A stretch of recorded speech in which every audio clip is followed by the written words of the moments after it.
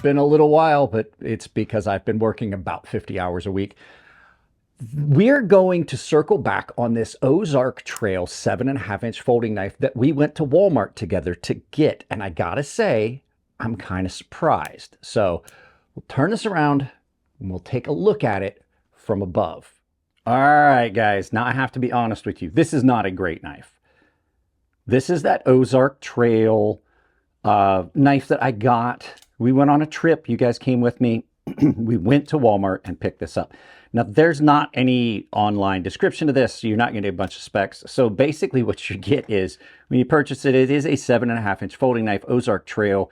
It is a D2 carbon steel blade, injection handles. You can see on here all the stuff. So there's not a lot going on as far as specs and things like that. So it's not going to be one of those spec heavy. But I will tell you, I am pretty impressed with what you get for $10. Now, I do know not everybody's experience was the same. Mine seems to have held up pretty well. And as you can see here, I cut up a fair bit of cardboard. A lot of you guys are going to say, that's not a lot of cardboard, Mike. Well, the fact is, it was later in the evening and there wasn't much cardboard here at the house. So I cut up what cardboard I had. I did cut some rope, I cut some wood, I tested some things with it, and it seems to have held up pretty well. I'm pretty impressed. So for $10, what are you getting? You're not getting anything really special. For a $10 knife, it's pretty good. The blade on it is in D2. It does have a PVD coating on it. You can see it's been used fairly heavily. It's not a real robust coating that's on this, but you know, it's only $10. It does run on bearings. You got an axis lock, really similar. This knife is very, very similar to the Benchmade bug out. And I mean, too close for comfort. Pocket clip's a little bit different. The blade is slightly different, but for all intents and purposes, this is a knockoff Benchmade bug out, which I'm kind of conflicted on that because you guys know I'm not a big fan of knockoffs and I'm not a big fan of Walmart offering something that is this close. The handles are, as it says, injection molded plastic. They're just like an FRN.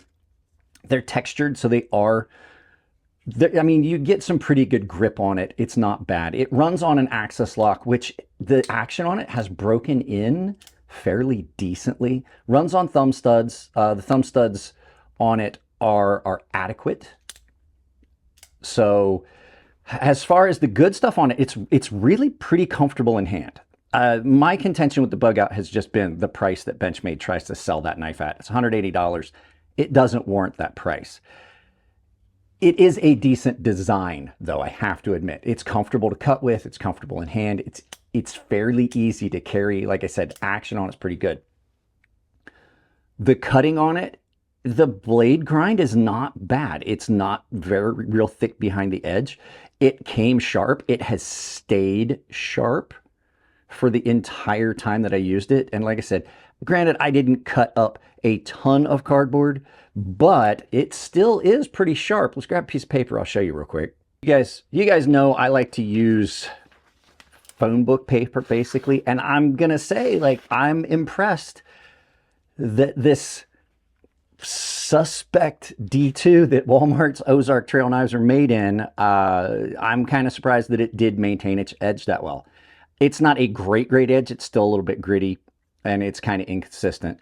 But I'm pretty surprised by what you get out of this knife. I'm going to say the one that I got, I would put it up against some more expensive knives. I really would. But it's not great. It's not perfect. Let's do some size comparisons so you guys can see, because a lot of you guys know it's basically a bug out, but I'll give you some size comparison. Your first knife for size comparison is the Spyderco PM2, the Paramilitary 2. Pretty well-known knife, and if you're new to the channel, I do this so you have a visual reference of something you may also know. So your next knife for size comparison, Benchmade 940, probably the best known knife, the most well-known knife in the knife industry. You can see they are really, really close in size.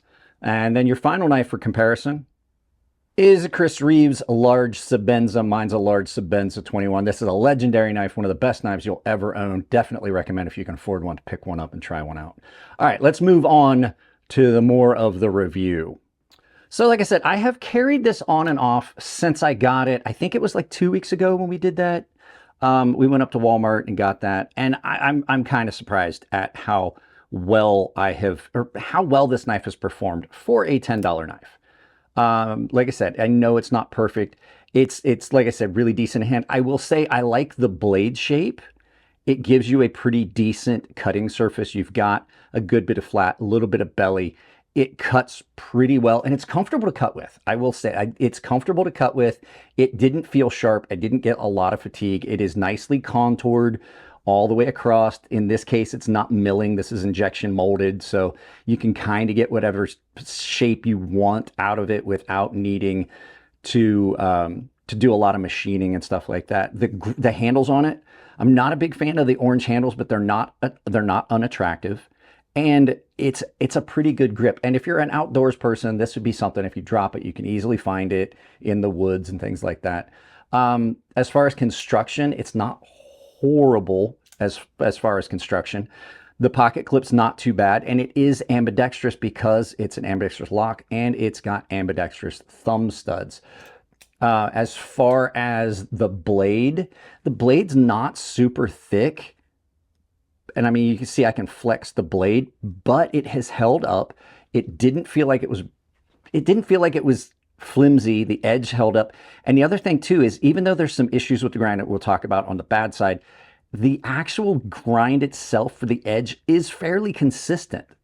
It's a fairly consistent edge on it, which leads to it cutting better.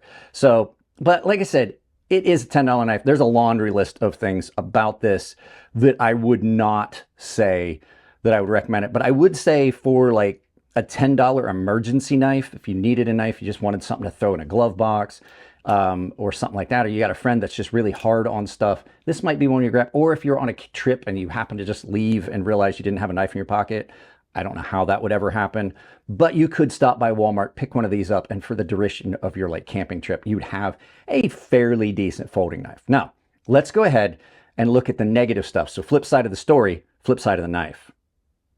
Okay, so I don't want you guys to think that this thing is a glowing groove. First and foremost, the big thing on the table is this is as close as you can get to a knockoff. Like, this is basically a clone. This knife is almost indecipherable. Like, if you took the markings off and put it side by side, it's almost indecipherable from a Benchmade bug out, which is kind of a knock on Benchmade's quality. So if you look at this, the swedge on this is ground really well. So you've got some inconsistent QA. The swedge on it is really, really screwed up from side to side, which means that you've got some inconsistencies on the blade. The thumb studs, really, really, really sharp.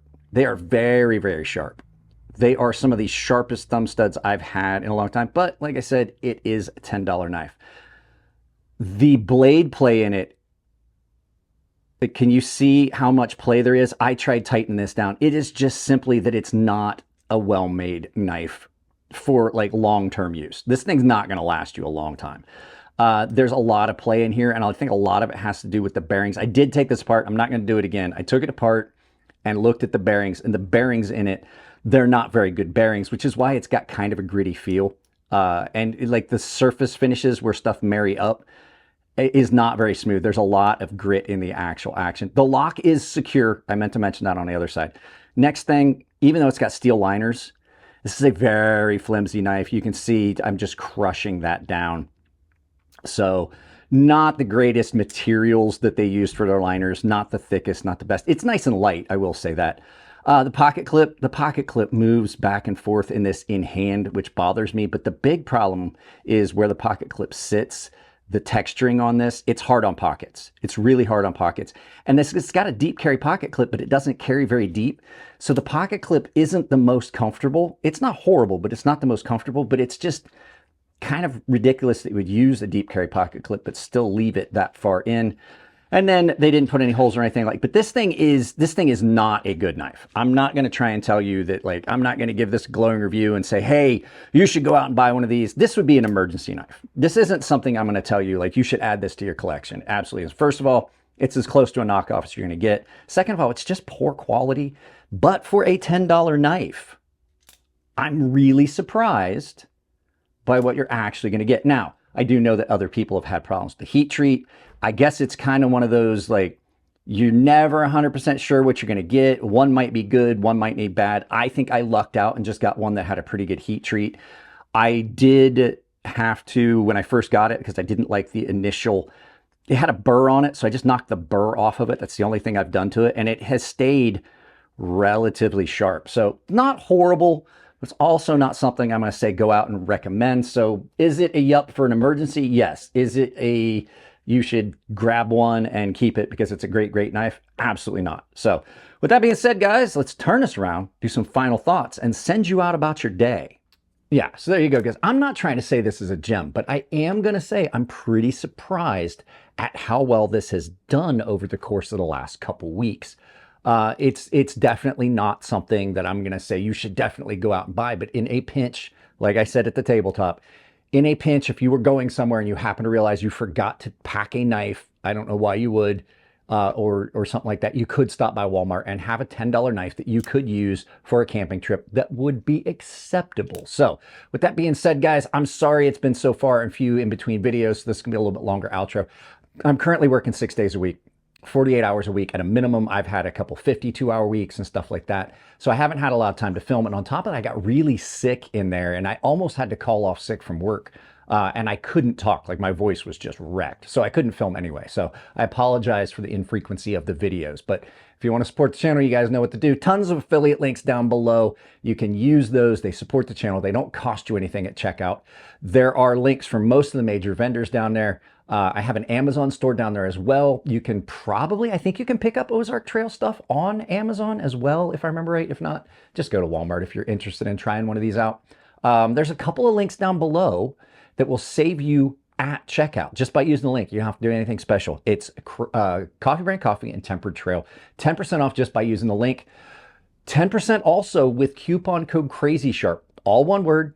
crazysharp. It saves you 10% at Fair & Forged Knife Works, KATSU Knives, Rosecraft Blades. I also have a cash app. It's Sharp Crazy. All one word. If you guys want, I think it's the hashtag S Sharp. At any rate, if you guys want to donate that way instead of giving YouTube your money, but if you don't mind giving YouTube your money, you can join my membership down below. It supports the channel. I give early access to videos, exclusive content. I'm setting up for giveaways as soon as I start getting on a regular schedule where I'm not working all the time. And that's stuff that the members will get. I also have a public Discord down below. If you have any questions about stuff you saw in videos, you can hit me up in the DM section there. It says join the community. It's actually a guilded server. I am going to migrate everything to an actual Discord sometime soon, as soon as I figure out how I want to do it. And yeah, you can do that. If you've got stuff you want to set on the channel, you can send me a DM that way and we can get it figured out. Guys, that's it on this one. I love you all. Keep it clean in the comment section. If it's your birthday, happy birthday. And I will see you in the next video.